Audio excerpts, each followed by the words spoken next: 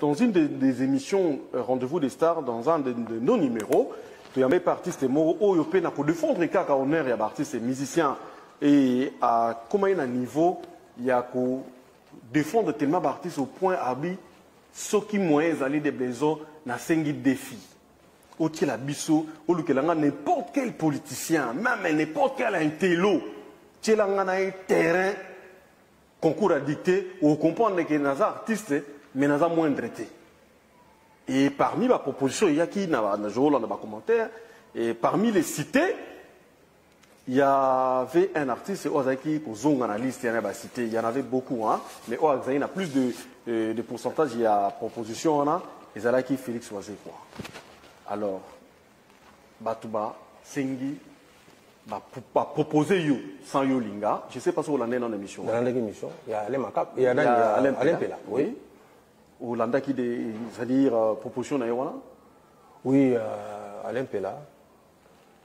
Alors bagi que bakoti la yé en tout cas alors bagi artiste qui moins intellectuel quoi. N'importe qui en tout cas au gagner la dictée quoi. Dans ça on a pas besoin de réagir balbi kasibo bocha waze quoi. À ça la dictée na Alain Pela. Donc il n'a répondre à la question. C'est quoi ils ont salon nini osala avant Yomoko se prononcer comme candidat dans le concours parce qu'il y a un concours ils habitent mbaté que bateau yo bazo reconnaître coefficient intellectuel ou on a bazo proposer ça couteau yeba. Ils ont là no ba yo la mso chebino na parler zo ta kutu bandoto. Ya obeke la mso muto yo. Ba mo on grima kasi. D'abord le fait que on a choix ya bateau oh yo yebité. Ça tu sais d'abord comment? Non na sepeli. Ya on a autour bana yo bateau balanda biso bazamaye. Et par rapport à cette invitation, ceux qui le long au Congo et ceux qui dans l'artiste, par exemple, il y a live, donc tu vas quoi. Ceux qui m'a dicté, il y a pas comme tagoya na makamwana. Ceux qui m'a do bayebi, mais ça pena makamuko ba chana ba penkate. Voilà, ngape na zana ko mikiti ça pas na oyeba ke ndeti likamuboya. So na zalité, ce n'est pas un problème. Mais likamonde on a biso Alain Pela lobaki. D'abord, je pense qu'à l'Obaki, on a un kanda. Un défi, peut-être qu'il y a un problème intellectuel. Je réfléchis comme ça. Il y en a qui est très bien. L'émission de SPC est makasi. Alain Pela Faye, d'abord, on a un fanatique. Ok. Oui. Garçon, on a. Parce que on a l'accent à Gobinat. Pourtant, on a la bango, il y a un bourron Pela. Pour qu'on ait un petit peu de temps, on a un bourron Pela. Oh, Alain Zouté. Alain Pela n'a gagné côté Obina. Ah d'accord. N'a gagné parce qu'on a commis son maman dicté. Il a gagné côté. Il y a moi qui m'a battu la dictée. Ah battu la seconde côté dicté. On a dit t'attends comme on a gâté. Battu ne pas autant il a gagné. Ben oui. Oui. Tout ça qu'il besoin un problème on a Alain Pela maman Obina. On gagne. En tout cas na ndenge ba livraison tout ça là. Non ba livraison. Tout ça la livraison on a na Sokoda wana. Le podium Moïse Alaki wana. Na moni jour on est ngam na gagné. Ok. Mais livraison, tout ça, là, pas juste qu'à temps. Na gagné qui n'a pas comme sous. Mais na somme quoi betaki. Non. Il bangi sanga mabi. Na ipte soka sala jido. Ce qui n'est ni non so a betaki jour wana. Na moi on est britannique, c'est normal. Des fois, tu as betaki somme ko jour wana ngala bi. Ah. Et comme c'est. Mais muto ti lelo na mama bi na ganyanga. Donc na mona na ibi kutu so za ndeni nini. Eza burompela. Des fois. Botala ka mwana wana bien. Tant biso tuzoni mabo, ça dit que non. Moi, on a dit que Abina. Alors, pour les camps dictés, on a dit que c'est boy. On a après, s'il faut, tout ça la dicté dans les Pela. Mais je pense que Malobana est peut-être, et je n'ai pas, tout est frustré qui m'a battu belé. Au lieu de la dicté en Anaï, bateau peut pas moniquer, on peut pas moniquer non, tout c'est pelé dans Malobana Alain Pelaté, bah c'est manifesté.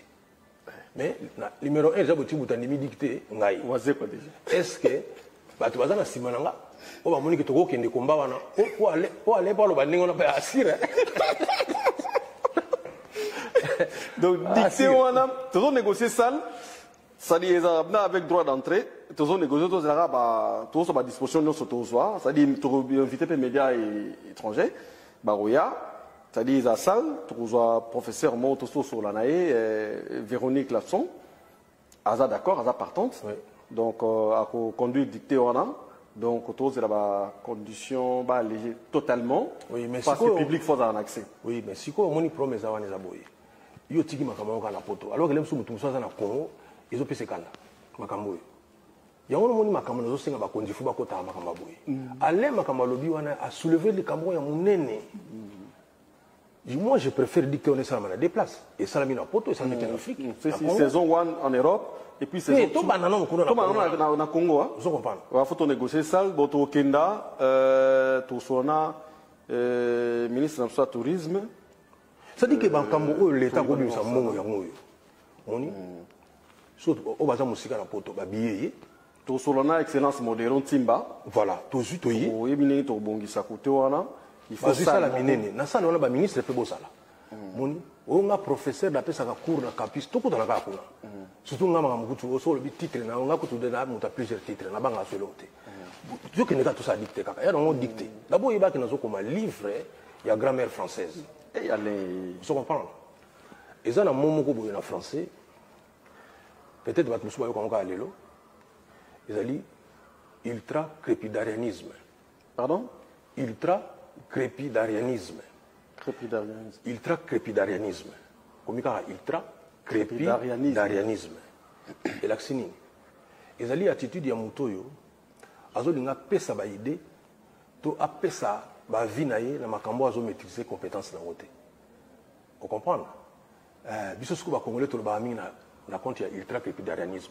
Oui. Ça dit que au moins so tuni mutu likamo aibi kaka. Vous comprenez? Non, répondre au lobby. Parce que face à comment on a battu de Fayeba. Alors, mon ultra crépidarianisme, on a tellement l'équipe mingi, tous ceux battus qu'on a en Wayebi, dans le Wayebité. Bana qui est de Moboyebika. Si comme ma bé a pour ça le concours na Kimiko les années. Bana Wayeba qui concours. Si maintenant on va retourner à ce qu'il est guiné. Si vous êtes ministre, c'est qu'on a dicté les sous. Si vous voyez, ça va tourner, on explique les vous comprenez? Pourquoi on a pas ngati? Donc on a peut-être boyer dans domaine nanga merci beaucoup. Boyer dans domaine nanga siko ya écrivain, il y a mutozo comme un livre à grammaire. Boyer vini tout ça dicté, vous avez déjà aussi fait là. Mais siko yo est-ce que dans salle ba ministre ba osala? Te faut pas ça là. Ba DG ba deuxième entreprise, ba médecin, ba nani, ngana olinga jour wana to ça la biso ni histoire to ata 500. Dictée française. Toi na ba sala minene na Congo. Si c'est ça libo. Soto monisa to keta na stade. Après, ça me se dicter. Le micro, mon homme t'avait un papier, maman triché ça. Et puis, système à Covid, moi, espace. Tout va moi, espace, vous vous n'abouillez. Tout ça, la dictée. Tu sais, comment on est dans un bien tété, aux autres bien tété, ni, bazo loba. Pour me dicter ça, quand tu as une école primaire, on a dicté ça la bouille. Par exemple, par conséquent, virgule. Te na kimukolo ba virgule te yo moko yeba so ko cha virgule to chate. Oh bon, kasi la kimukolo ce que ça ndengwa. Oh, par conséquent, ceci. Sikoyo, est-ce que yo mutozo ka dicter aller ou pela? Oyebi pas ni ba chaka virgule na phrase. Oyebi pas ni ba chaka virgule. On a là ça déjà l'impela makambo azoluka, eza un niveau na été. Ça dit que problème na l'impela za ligne. Expliquer biso, pour d'abord ba chaka virgule na phrase. On a normalement ko kapé dictant yo moko. Dicter l'ingolo batiki, so ko yebo ko mamo boy te. Faut ba ko placer ba virgule, neti point virgule ba chango pona ni. On est ba difficulté o ezo zela yo. Donc ba difficulté ni sto na sikoyo, yo moko vala na famille, raisonner bien au moins na que bo excuser ngai da zo ko ba problème. Ça dit que so linga c'est la bongo. On a déjà numéro 1 na liste wana. So na zo c'est la manifestation ba tout sous. Les gens qui nous dirigent ba oya, faut pas ça. Mais comment? Et comment mamboka? Comment makamo susu? Yelengi o alempela et ale nani alempela lobby yango wana bakonza mboka pena bafani babi oui on doit organiser un discours une dictée quand même nationale moni bamoni mina na salle wana biso tout okoti voilà mais na ebisio ezala passer parce que bana bakoyeba ke toke sala dictée ozomona sikoyo yo sikoyo butoduka yi dictée osala ndeni oza ministre bana bayebi ko osala dictée sikoyo zoate sikoyo zonga pezana courage yango ya loba kena zupete mais ce qu'on fait en affaire play bien on a kendaki mais dictateur qui passe voilà mais so nous expliquer parce que résultat que bimana ba journaux na biso zali ko na ba journaux biso bimana kinwa si to kitana ba médias étrangers donc examen d'état si to kita parce qu'on doit organiser ça parce que vous avez leader d'opinion pour une fois bon que na jemoro et aider bato et former bato parce que on a yo kakati nayoka kaka o Jean Goubala tanga pe banini papa dicté kaka o Koffi Olomide pe ça la ba titre so ndenge nini on occasion ba pesi biso to beta podium moko dicté o gao Blaise Boula ingénieur voilà c'est jour on s'appelle la mingi na mona qui ingénieur wana donc ça dit que donc boya bateau tout moni menaka to ko sala dicté na solo ba wana na so blagueté mais c'est sérieux ça dit que malchance ezali nini boya na domaine na ngai ya biso ba écrivain moni ba ko benga na bango yo docteur banini ben o mona ko komaliza toujours passé no ba teke ko opérer o mabe a ko opérer o bien pour ça on dicté mais ce ko boya na domaine ya dicté bo se manifester nanu ngana ba no tuna yo toujours la liste combien de personnes ben voilà to rolandela yango to beta CT ezelo mo ya bien to comprendre que banzem ba po ba mission ba maele tellement po ba kutara mutako manzembo mutazu fait des sociétés ba fait à traduire nzembo mais mieux on croit conseil à mélodiser non c'est un travail donc là c'est que cerveau ce quoi une dimension musu ya s'exprimer voilà et par la dictée française donc qui to trop Alain Pelomoni Mamboluki Alain Pelomoni Mamboluki donc Alain Pela a failli bakaluki ba problème pour nani parce qu'il a lobby n'importe quel intellectuel Alain, on a touché Bateau Belé. Mais moi, je suis sûr qu'à l'objet, on aime son akanda ya montumo boye. Mais on limite que si on tourne sur le bois au bandela, parce que si on a tenir na yango, continuer à tenir na yango. Mais il y a que on a ça déjà wana. Donc écrivain, là qu'on appelle livre à grammaire. Donc il y a que nous avons un mot facilement.